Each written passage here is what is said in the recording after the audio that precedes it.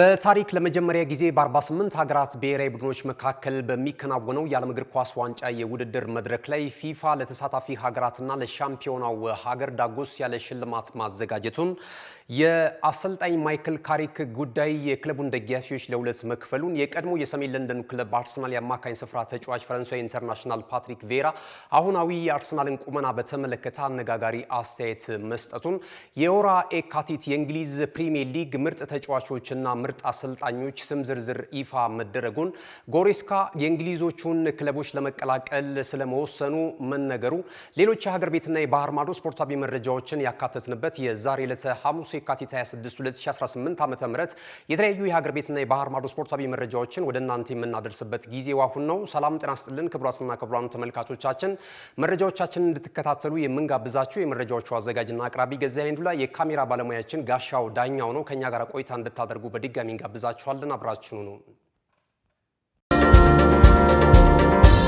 ወደ መጀመሪያው የሀገር ቤት ስፖርታዊ መረጃችን ስናልፍ የኛውን ቀዳሚ እናደርጋለን። በመከናወን ላይ በሚገኘውና ሲዳማ ቡና እግር ኳስ ክለብን መሪ ስፍራ ላይ ባስቀመጠው የዘንድሮ ዓመት የሲቢ ኢትዮጵያ ፕሪሚየር ሊግ ላይ በሁለተኛው ሲዝን የተለያዩ ተጫዋቾች ወደ ተለያዩ ክለቦች እያመሩ ይገኛሉ። በሂደት ላይ በሚገኘው በዚህ የተጫዋቾች የዝውውር መስኮት ላይ የነቃ ተሳትፎ እያደረጉ ከሚገኙ ክለቦች መካከል አንደኛው የሆነው በወጣቱ አሰልጣኝ የሚመራው መቻል እግር ኳስ ክለብ ሁለተኛ ተጫዋቹን ለማስፈረም ከጫፍ ስለመድረሱ ሶከር ኢትዮጵያ በዛሬው ዕለት አስነብቧል። አስቀድሞ እንግዲህ መቻሎች ሳምሶን ጥላሁንን ማስፈረማቸው ይፋ መደረጉ የሚታወስ ነው።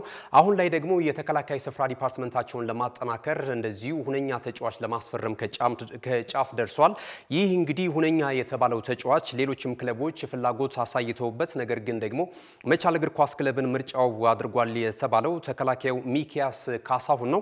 እንግዲህ በቀጣይ በሁለተኛው ሲዝን ደግሞ መቻል የተሻለ ውጤት ሊያስመዘግብ እንዲችል እንደዚሁ ይረዳሉ ተብሎ እምነት ከተጣለባቸው ተጫዋቾች መካከል ተጠቃሽ ነው ተብሏል። ተጫዋቹ ከዚህ ቀደም በኢትዮ ኤሌክትሪክ እና በድሬዳዋ ከተማ እግር ኳስ ክለብ ተጫውቶ ማሳለፉ የሚታወስ ነው። እንደዚሁም በተለይ ደግሞ በኢትዮ ኤሌክትሪክ ከታችኛው የኢትዮጵያ ከፍተኛ ሊግ ክለቡን ካሳደጉት ተጫዋቾች መካከል አንደኛው መሆኑም የሚታወስ ነው። መቻል እንግዲህ በአለፉት አመታቶች እጅግ በጣም አስገራሚ ሪፎርም በማድረግ በጣም በጥሩ ቁመና ላይ ከሚገኙ የፕሪሚየር ሊጉ ክለቦች መካከል አንደኛው ነው ማለት ይቻላል እና 2016-17 ወይም ደግሞ 2016 የውድድር ዓመት ላይ እንደምናስታውሰው የኢትዮጵያ ንግድ ባንክ የሊጉን የዋንጫ ክብር ሲያሳካ እንግዲህ እጅግ በጣም ግሩም ጉዞ አድርጎ ሁለተኛ ደረጃን ይዞ ማጠናቀቁ እስከ ውድድር ዓመቱ የመጨረሻው መርሃ ግብር ሳምንት ድረስ መጓዙም የሚታወስ ነው በፉክክር ውስጥ ማለት ነውና አምናም ጥሩ እንቅስቃሴ ሲያደርግ እንደነበረ የሚታወስ ነው። ዘንድሮም እንደዚሁ በወጣቱ አሰልጣኝ ሙሉጌታ ምህረት እየተመራ በውድድር ዓመቱ የሰበሰባቸው ነጥቦችን 34 አድርሶ አሁን ላይ እንግዲህ አራተኛ ደረጃ ላይ ነው የሚገኘው።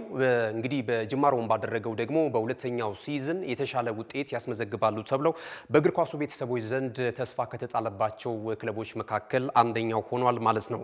ክቡራትና ክቡራን ተመልካቾቻችን መረጃዎቻችን ይቀጥላሉ። ጠቃሚ መልእክቶች አሉ። እነሱን ከተከታተልን በኋላ ዳግም በባህር ማዶ ስፖርታዊ መረጃዎች ነው የምንገናኘው። አሁንም ናሁ ቴሌቪዥን ምርጫችሁ አድርጋችሁ ናሁ ስፖርትን እየተከታተላችሁ ስላላችሁ በድጋሚ እናመሰግናለን። እንመለሳለን። አብራችሁ ነው።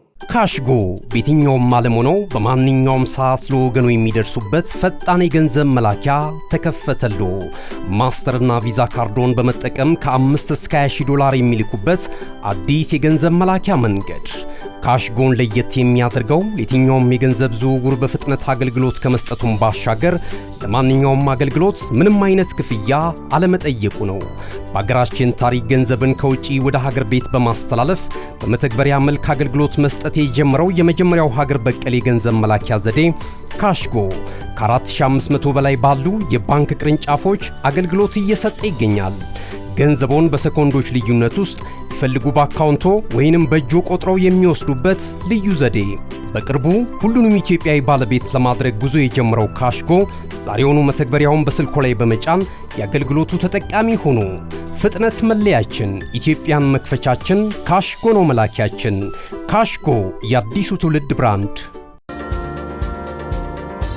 ተመልሰናል። ክቡራትና ክቡራን ተመልካቾቻችን ይህ ናሁ ቴሌቪዥን ነው። ናሁ ስፖርትን የዕለተ ሐሙስ የመረጃ ሰዓታችንን በመከታተል ላይ ነው የምትገኙት። በድጋሚ አብራችሁን ስለሆናችሁ እጅግ በጣም እናመሰግናለን። ቀደም ሲል ከመልእክቶቹ በፊት የሀገር ቤት ስፖርታዊ መረጃዎችን ወደ እናንተ አድርሰናል። ከዚህ ሰዓት ጀምረን ደግሞ ከባህር ማዶ የተለያዩ የወሬ ምንጮች የተሰናዱ መረጃዎችን ወደ እናንተ እያደረስን የምንዘልቅ ነው የሚሆነው። የዓለም እግር ኳስ ዋንጫ የውድድር መድረክ እንግዲህ በሶስቱ የጣምራ ሀገራት አዘጋጅነት ነው የሚከናወነው። ሜክሲኮ፣ ካናዳና አሜሪካ በሚያስተናግዱት የዓለም እግር ኳስ ዋንጫ የውድድር መድረክ ላይ ፊፋ እንግዲህ ለመጀመሪያ ጊዜ የተሳታፊ ሀገራት ብሔራዊ ቡድኖችን ብዛት ወደ 48 ከፍ ማድረጉ የሚታወስ ነውና ይሄ ደግሞ የአፍሪካንም ኮታ መጨመሩን እናስታውሳለን። 9.5 ወይም ደግሞ 10 የሚሆንበትም አጋጣሚ እንደዚሁ አለ ማለት ነው። በፕሌይኦፍ በመጨረሻ በደርሶ መልስ ድምር ውጤት እንግዲህ የሌላ ሀጉር ብሔራዊ ቡድን ገጥመው የመጨረሻው 10ኛው አፍሪካዊ ተሳታፊ ሀገርም እንደዚሁ ይታወቃል ተብሎ ነው የሚገመተው ማለት ነውና እነዚህን የዓለም እግር ኳስ ዋንጫ የውድድር መድረክ እንግዲህ በየዓመቱ የተለያዩ ነገሮች እየተጨመረበት የበለጠ ጣፋጭ እያደረገው በስፖርት ቤተሰቡ በተሳታፊ ሀገራት መካከል በገለልተኛም ብሔራዊ ቡድኖቻቸውንም በማያሳትፉ ዜጎች ጭምር እንዲወደድ የሚያደርግ የተለያዩ አዳዲስ ነገሮችን ያስመለክተናል በየአራት ዓመቱ ማለት ነው። ከነዚህ ከሚያስመለክተን አዳዲስ ነገሮች መካከል አንደኛው የሽልማት ፓኬጅ ነውና በዘንድሮ ዓመት እንግዲህ ከፍ ማድረጉን ነው እየገለጸ የሚገኘው ፊፋ እንዳስታወቀው ከሆነ በአጠቃላይ እንግዲህ ለዚህ የውድድር መድረክ 727 ሚሊዮን ዶላር እንደዚሁ ማዘጋጀቱ ተገልጿል። ከነዚህ መካከል ከዚህ ከ727 ሚሊዮን ዶላር መካከል እንግዲህ 655 ሚሊዮን ዶላር ለሽልማት ለተሳታፊ ሀገራት ብሔራዊ ቡድን ለሽልማት እንደሚያውለው ነው የተገለጸውና ይሄ ደግሞ ከካታሩ የ2022 የዓለም እግር ኳስ ዋንጫ የውድድር መድረክ ጋር እንደዚሁ ሲነጻጸር ከፍተኛ ልዩነት እንዳለው እየተመለከትን እንገኛለን ማለት ነው። ከተሳታፊ ሀገራት ብሔራዊ ቡድኖች የገንዘብ ማበረታቻ ወይም ደግሞ የሚያገኙትን ሽልማት ከተመለከትን በዚህ በ23ኛው የዓለም እግር ኳስ ዋንጫ የውድድር መድረክ ላይ በመሳተፋቸው ብቻ ሀገራት ብሔራዊ ቡድኖች 9 ሚሊዮን ዶላር ያገኛሉ። ተሳትፈው ብቻ ወደ ምድባቸው ወይም ደግሞ ከምድባቸው ማለፍ የማይችሉ በተሳትፏቸው ብቻ ማለት ነው። ከዛ ባለፈ የመድረኩን የዋንጫ ክብር የሚያሳካው ብሔራዊ ቡድን እንደዚሁ 50 ሚሊዮን ዶላር ያገኛል። ሁለተኛ ደረጃን ይዞ የሚያጠናቅቀው ወይም ደግሞ እስከ ፍጻሜው ድረስ መጓዝ የቻለው ብሔራዊ ቡድን ደግሞ 33 ሚሊዮን ዶላር እንደዚሁ ያገኛል። ሶስተኛ ደረጃን ይዞ የሚያጠናቅቀው ከናስ ሜዳሊያው በተጨማሪ እንደዚሁ 29 ሚሊዮን ዶላር፣ አራተኛ ደረጃን ይዞ የሚያጠናቅቀው ደግሞ እንደዚሁ የዲፕሎማና እውቅና ካገኘ በኋላ 27 ሚሊዮን ዶላር እንደዚሁ ሽልማት እንደሚያገኝ ፊፋ ይፋ አድርጓል ማለት ነው። በብዙ ውጥንቅቶች ውስጥ እንግዲህ የጥቂት ቀናቶች የቀረው የዓለም እግር ኳስ ዋንጫ የውድድር መድረክ ሊከናወን ማለት ነው። እንግዲህ አሁን ያለው እየተከናወነ የሚገኘው ጦርነት መልኩን በሌላ ሁኔታ እንደዚሁ እንዳያስተው እየተሰጋ ነው የሚገኘው። ከተሳታፊ ሀገራት ብሔራዊ ቡድኖች ጋር እንደነ ኢራን፣ አሜሪካንን የመሳሰሉ ሀገራቶች ይህን አይነት ሰጣ ገባ ውስጥ ከዓለም እግር ኳስ ዋንጫ የውድድር መድረክ አስቀድሞ እዚህ ጉዳይ ውስጥ መግባታቸው እንግዲህ ለዓለም እግር ኳስ ዋንጫ የውድድር መድረክ ምናልባት ራሳቸውን የሚያገሉ ብሔራዊ ቡድኖችም ሊኖሩ ይችላሉ። አንደኛዋ ኢራቅ ልትሆን ትችላለች። እንግዲህ ብዙ ማዕቀብ የተጣለባቸው የቡድን አባላት ተጫዋቾች በአሜሪካ በተለይ በሽብርተኝነት የተፈረጁትን ሀገራት ብሔራዊ ቡድኖችን ላያካትት እንደሚችል ነው በተለይ በአሜሪካ የሚደረጉ ጨዋታዎች ላይ ማለት ነውና እነዚህን ስጋቶች ይዞ ሊጀመር እንግዲህ 3 ወራቶች ብቻ ነው የሚቀረው ማለት ነው። እንግዲህ የዓለም እግር ኳስ ዋንጫ የውድድር መድረክ የሽልማትን ፓኬጅ በተመለከተ ፊፋ ይፋ ያደረገውን መረጃ ነው ወደ እናንተ ያደረስነው። ወደ ሌሎች መረጃዎቻችን ስናልፍ ደግሞ የእንግሊዝ ፕሪሚየር ሊግን እናገኛለን። የተወዳጁ የእንግሊዝ ፕሪሚየር ሊግ እንግዲህ የ2025-26 የውድድር ዘመን 29ኛ ሳምንት መርሃ ግብር ላይ ደርሷል። ወሳኝ ምዕራፍ ላይ ነው የሚገኘው። የሰሜን ለንደኑ ክለብ አርሰናል 67 ነጥቦችን ሰብስቦ የሊጉን የደረጃ ሰንጠረዥ በቀዳሚነት እየዘወረ ነው የሚገኘው። ለሻምፒዮናነት በሚደረገው ፍክክር ላይ አሁንም ሌሎች ተጨማሪ ክለቦች እድል አላቸው። ሂሳባዊውን ስሌት ከተመለከትን ማለት ነው። በተለይ ማንቸስተር ሲቲን የመሰለ ክለብ በቀጣይነትም በሚቀሩ ጨዋታዎች ላይ ብርቱ ፍክክር ያደርጋል ተብሎ ነው እየተነገረ የሚገኘው ማለት ነው። ይህ በእንዲህ እንዳለ እንግዲህ የወራ የካቲት ምርጦቹ ተጫዋቾች ስም ዝርዝር ይፋ ተደርጓል። በዚህም መሰረት የስድስቱን ተጫዋቾች ስንመለከት አንደኛው የአርሰናሉ የፊት መስመር አጥቂ ቪክቶር ጂኬሬሽ ነው። ከዛ ባለፈ የማንቸስተር ሲቲው ኒኮ ኦሪሌን አለ። ከዛ ባለፈ ደግሞ እንደዚሁ ዳጎ ኦታራ የቀድሞ የበርንማውዝ አሁን ደግሞ በብሬንፎርድ ሲቲ የሚታወቀው ተጫዋችም እንደዚሁ ይህ የቡርኪና ፋሶዊው ተጫዋች እንደዚሁ ተካቷል። ቫንዳይክ ከሊቨርፑል እንደዚሁ ደግሞ ቤንጃሚን ሴስኮ ከማንቸስተር ዩናይትድ፣ ሴሜኞ ደግሞ በድጋሚ ከማንቸስተር ሲቲ እንደዚሁ እጩ ውስጥ የሚገኙ ተጫዋቾች ሆነዋል ማለት ነው። በአሰልጣኝነት ከተመለከትን ካይዝ አንድሬስ እንደዚሁም ማይክል ካሪክ፣ ሃርነ ስሎት እና ፔፕ ጋርዲዮላ ተካተዋል ማለት ነው እና የአሰልጣኝነቱንም የወርሃ የካቲት ምርጡ አሰልጣኝ ለመባል እንግዲህ አሰልጣኞችም ብርቱ ፍክክር ያደርጋሉ። ለእናንተ በወርሃ የካቲት የትኛው ተጫዋች ቢመረጥ ይመጥናል ብላችሁ ታስባላችሁ? በአሰልጣኝነትስ የትኛው አሰልጣኝ ባደረገው እንቅስቃሴና ባስመዘገበው ውጤት ይገባዋል ብላችሁ ትገምታላችሁ? እዚህ ጋር ሀሳብ አስተያየታችሁን ልትሰጡን ትችላላችሁ። ሌላኛው የፕሮፌሽናል እግር ኳስ ተጫዋቾች ማህበር ወይም ደግሞ ፒኤፍኤ የካቲት የወርሃ የካቲት እጩ ተጫዋቾችን ይፋ አድርጓል። አንደኛው ሄርሊንግ ብራውት ሃላንድ ነው ከማንቸስተር ሲቲ፣ ኒኮ ኦሪሌ ከዛው ከማንቸስተር ሲቲ፣ ቤንጃሚን ሴስኮ ከማንቸስተር ዩናይትድ፣ እንደዚሁም ረያን ከበርንማውዝ፣ ኮል ፓልመር ከቼልሲ፣ ቪክቶር ጊዮኬሬሽ ደግሞ ከአርሰናል ሆኗል ማለት ነው። ይሄ ደግሞ ቀደም ሲል እንደገለጽኩላችሁ የፕሮፌሽናል እግር ኳስ ተጫዋቾች ማህበር ፒኤፍኤ ነው እንግዲህ ምርጫውን የሚያከናውነው ማለት ነው። ይሄ በደጋፊዎች መካከል የሚከናወን ነው ማለት ነው እና በቀጣዩ ጊዜያት እንግዲህ እነዚህ አሸናፊዎች ይፋ የሚደረጉ ነው የሚሆነው። ወደ ሌሎች ስፖርታዊ መረጃዎቻችን በቀጥታ እናቀናለን። የጀርመኑ ክለብ ባየር ሙኒክ የአማካኝ ስፍራ ተጫዋች የሆነው ሌኖ ጎሬስካን እናገኘዋለን። ይህ ተጫዋች እንግዲህ 31 ዓመቱ ላይ ነው የሚገኘው። ወደ እንግሊዝ ፕሪሚየር ሊግ ለመምጣት ፍላጎት አለው ተብሏል። ተጫዋቹን ለማስፈረም ፍላጎት ካሳዩ ክለቦች መካከል ደግሞ አሁን ላይ የሊጉን የደረጃ ሰንጠረዥ በቀዳሚነት እየዘወረ የሚገኘው አርሰናል ይህንን ልምድ ያለውን ተጫዋች 31 ዓመቱ ላይ የሚገኘውን ተጫዋች ለወጣት ተጫዋቾች የበለጠ ልምዱን እንዲያካፍልና እንግዲህ ያለውን ተሰጥኦ የበለጠ ዲፓርትመንቱን ለማጠናከር ይረዳኛል በሚል እንግዲህ ተጫዋቹን ለማስፈረም ፍላጎት አሳይቷል ተብሏል ማለት ነውና በክረምቱ የተጫዋቾች የዝውውር መስኮት ተጫዋቹ የውል ኮንትራቱ ከባየር ሙኒክ ጋር ይጠናቀቃል። መዳረሻው የእንግሊዝ ፕሪሚየር ሊግ እንዲሆን ፍላጎት አለው ተብሏልና የክለቡ ስፖርቲንግ ዳይሬክተር አንድሪያ ቤርሳ ተጫዋቹን ለማስፈረም እንደዚሁ እንቅስቃሴ መጀመራቸውንና የተጫዋቹን ወኪል በማነጋገር ላይ መሆናቸው እየተገለጸ ነው የሚገኘው። ከዛ ባለፈ የሳውዲ ፕሮ ሊግ ተሳታፊ ክለቦችም ተጫዋቹን ለማስፈረም ይፈልጋል። ኒውካስል ዩናይትድም የተጫዋቹ ፈላጊ ነው ተብሏል። ቼልሲም እንደዚሁ እንደሚፈልገው እየተነገረ ነው የሚገኘው። ቼልሲ እዚህ ቦታ ላይ በእርግጥ ብዙ አማራጮች እንዳሉት ይነገራል። ማንቸስተር ዩናይትድም በተመሳሳይ ተጫዋቹን ይፈልጋል ተብሏል እና የትኛው የእንግሊዝ ፕሪሚየር ሊግ ጎሬስካን ያስፈርም ይሆን በመጨረሻ የምንመለከተው ይሆናል። ገና በክረምቱ የተጫዋቾች የዝውውር መስኮት ነው። ከወዲሁ ግን ከተለያዩ ክለቦች ጋር ስሙ ስለሚያያዝ ነው ይሄንን ወደ እናንተ ያመጣ ነው። የማንቸስተር ዩናይትድን መረጃ እንመልከት። ማንቸስተር ዩናይትድ እንግዲህ በአሰልጣኝ ማይክል ካሪክ ስር እጅግ በጣም አስደናቂ ብቃቱን እያሳየ ነው የሚገኘውና ይህ ዝምተኛው ገዳይ የተሰኘውን አሰልጣኝ ካደረጋቸው 8 ጨዋታዎች 6ቱን በአሸናፊነት ማጠናቀቅ ችሏል።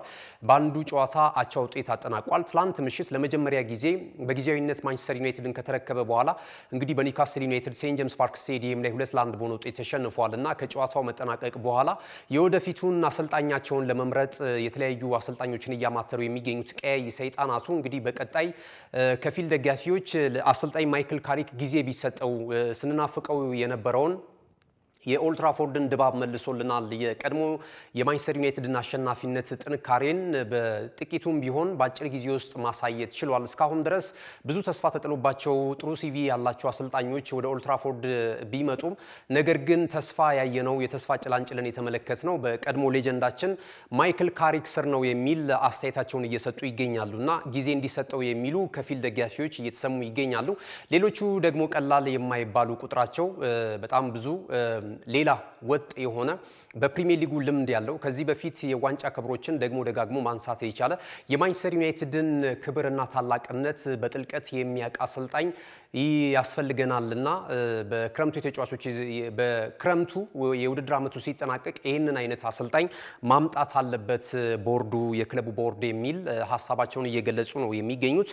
አሁናዊ ሁኔታውን ከግምት በማስገባት እስኪ አሰልጣኝ ማይክል ካሪክ በዩናይትድ ቤት ቢቆይ የተሻለ ነገር ሊያስመለክት ይችላል ወይ በቀጣይ በ2026-27 የውድድር ዘመን የሚለውን እናንተ ሀሳብ ልትሰጡበት ትችላላችሁ ወይስ ደግሞ ተሰናብቶ ልምድ ያለው ደጋፊዎቹ እንዳሉት እንግዲህ የዋንጫ ክብሮችን ማሳካት የቻለ በሌሎችም ክለቦች ቢሆን ቢመጣ ይሻላል? ይህንን እስኪ የእናንተን ምርጫና አስተያየት እዚህ ጋር ልታሰፍሩልን ትችላላችሁ። በተለይ የማንቸስተር ዩናይትድ ደጋፊዎች ይህንን ሀሳብ ልትገልጹ ትችላላችሁ። ወደ ሌላው መረጃችን ስናልፍ ደግሞ የእንግሊዝ ሻምፒዮንሺፕን መረጃ የተመለከተ ነው። በቀጣይ የ2026-27 የውድድር ዘመን ላይ ወደ ፕሪሚየር ሊጉ ለመግባት በተለይ በፕሌይኦፍ የሚደረጉ ጨዋታዎች ላይ 3 እንደነበሩ ይታወሳል እና አሁን ከ3 ወደ 6 እንዲያድግ ተደርጓል ተብሏል። በፊት እንግዲህ ክሪስ ክሮስ ተጫውተው ነው ከዛ በኋላ አንደኛና ሁለተኛ ሆነው የሚያጠናቅቁ ክለቦች በቀጥታ የእንግሊዝ ፕሪሚየር ሊግን ይቀላቀላሉ በሻምፒዮንሺፑ። ነገር ግን ደግሞ እስከ 5 ደግሞ ያሉት ክለቦች ከዚህ ቀደም እንደዚሁ በፕሌይኦፍ ተጫውተው ነበር። በስተመጨረሻ ሁለቱ ክለቦች እርስ በርስ ተጫውተው ወደ እንግሊዝ ፕሪሚየር ሊግ 3ኛ ሆነው የሚያልፉት ማለት ነው። አሁን ላይ ግን እንደዚሁ ወደ 8 ማደጋቸው እየተገለጸ ነው የሚገኘው ማለት ነው። ከ4 እስከ 8 የሚደርሱ ክለቦች እንደዚሁ ይሳተፋሉ በፕሌይኦፉ ተብሏል። 8ኛው ከ5ኛ እንደዚሁ 7ኛው ደግሞ 6ኛ ደረጃ ሆኖ ካጠናቀቀው ክለብ ጋር ጨዋታቸውን እንደሚያከናውኑ ከዚያም በፕሌይኦፍ ተጫውተው በስተመጨረሻ አንደኛው ክለብ 3ኛ ሆኖ ወደ እንግሊዝ ፕሪሚየር ሊግ ያልፋል የሚል ይህንን አዲስ አሰራር በቀጣዩ የውድድር ዓመት ተገብረዋለሁ ብሏል ማለት ነው አወዳዳሪው አካል።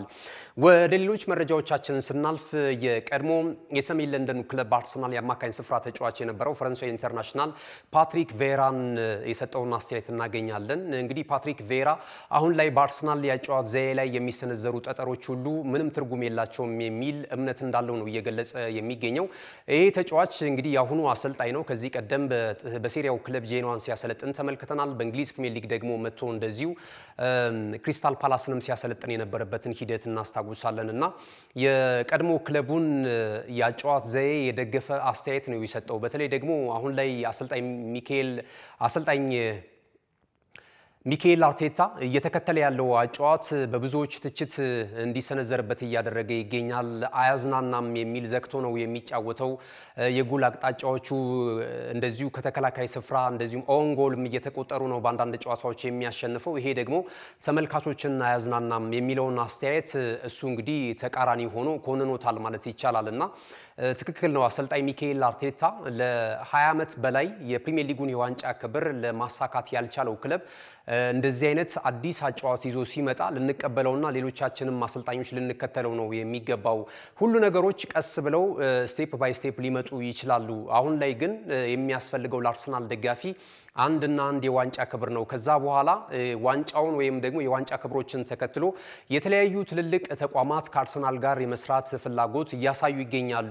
አሁንም በቅርብ ዓመታት በአሰልጣኝ ሚኬል አርቴታ ስር የበለጠ ደግሞ የዋንጫ ክብር የሚመጣ ከሆነ የፋይናንስ አቅሙን ያዳብራል፣ ትልልቅ ተጫዋቾችን ማስፈረም ይችላል። ከዛ በኋላ የጨዋቱ ሁኔታ ላይ ልንመክርበት እንችላለን ወይም ማስተያየት ልንሰጥበት እንችላለን። አሁን ላይ ግን እያደረገ ያለው ለ20 ዓመታት በላይ የዋንጫ ራብ ውስጥ የሚገኘውን የክለቡን ደጋፊዎች ለማስደሰት የዋንጫ ክብሮችን ለማምጣት እየጣረ የሚገኘውን ክለብ መደገፍ ነው የሚገባን የሚል አስተያየት እየሰጠ ነው የሚገኘው። ይህንን አስተያየት እንዴት ትመለከቱታላችሁ? እንግዲህ በአራቱም የውድድር ግንባሮች እየተፋለመ የሚገኘው 4 የዋንጫ ክብሮችን ለማሳካት አርሰናል ብዙ የሚባሉ እንደዚሁ የእግር ኳሱ ተንታኞችም እየደገፉት ይገኛሉ የአሰልጣኝ ሚኬል አርቴታን አጨዋወት። ከፊሎቹ ደግሞ እየተቃወሙት ነው የሚገኘውና እናንተ እንዴት ተመለከታችሁት? ዋንጫ ይቀድማል ወይስ ማራኪ አጨዋወት ይቀድማል? አርሰናል ደጋፊዎችን እንዲያዝናና የተፈረጀው ስለምንድን ነው? በእርግጥ ያለፉትን ዓመታቶች በቬንገር ስር ልክ እንደ ፖሊሲ ተይዞ እንግዲህ አርሰናል ገለልተኛ ደጋፊዎችን ሁሉ ሊያማልል የሚችል እንቅስቃሴ ሲያደርግ እናውቃለን። ነገር ግን በየዓመቱ ደግሞ የዋንጫ ክብሮችን ሲያሳካ አልነበረም።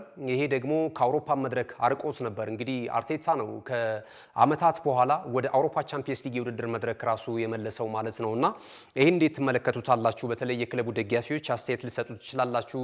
ፓትሪክ ቬራ ያለው አስተያየት አጨዋወት ቀስ እያለ መዳበር ይችላል፣ ነገር ግን ዋንጫ ነው የሚቀድመው የሚለውን አስተያየት ሰጥቷል። እናንተ ይህን ትደግፋላችሁ ወይስ ደግሞ ጨዋታ ይበቃችኋል፣ ዋንጫ ባይመጣም ግድ የለንም የሚለውን አስተያየት ነው የምትደግፉት? እስኪ ሀሳብ አስተያየታችሁን እዚህ ላይ ልታደርሱን ትችላላችሁ ማለት ነው። ክቡራትና ክቡራን ተመልካቾቻችን ካሽጎ በየትኛውም ዓለም ሆነው በማንኛውም ሰዓት ለወገኑ የሚደርሱበት ፈጣን የገንዘብ መላኪያ ተከፈተሎ። ማስተርና ቪዛ ካርዶን በመጠቀም ከ5 እስከ $20,000 የሚልኩበት አዲስ የገንዘብ መላኪያ መንገድ።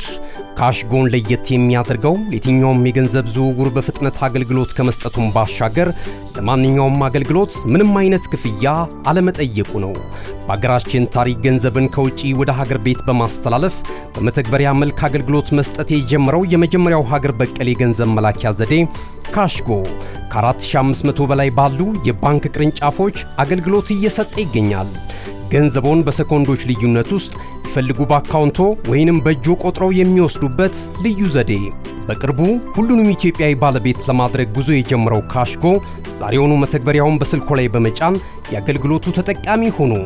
ፍጥነት መለያችን፣ ኢትዮጵያን መክፈቻችን፣ ካሽጎ ነው መላኪያችን። ካሽጎ የአዲሱ ትውልድ ብራንድ። ክቡራትና ክቡራን ተመልካቾቻችን ለዛሬ ዕለተ ሐሙስ በእኔና በባልደረቦች የተሰናዱ የሀገር ቤትና የባህር ማዶ ስፖርታዊ መረጃዎች ይህን ይመስሉ ነበር። መረጃዎችን ወደ እናንተ በማድረስ ገዛ ሄንዱላ የካሜራ ባለሙያችን ጋሻው ዳኛው ከኛ ጋር ቆይታ አድርጓል። አብራችሁን ስለነበራችሁ እጅግ በጣም እናመሰግናለን።